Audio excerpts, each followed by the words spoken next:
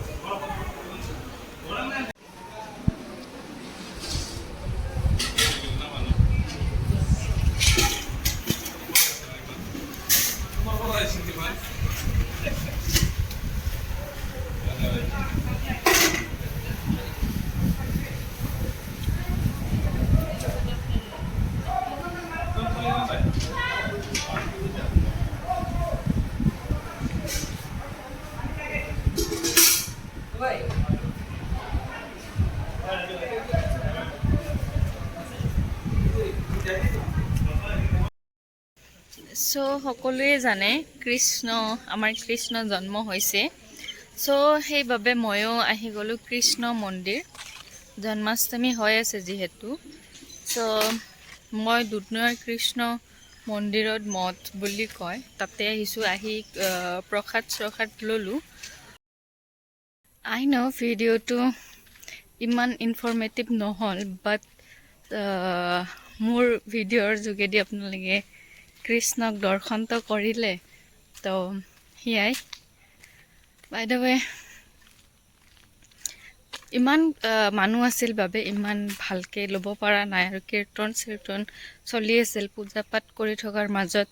তেনেকৈ ভিডিঅ'বোৰ বনালে ভাল নালাগে ন। চ' ডেটছ ৱাই এইখিনিয়ে এইটো ভিডিঅ'টো।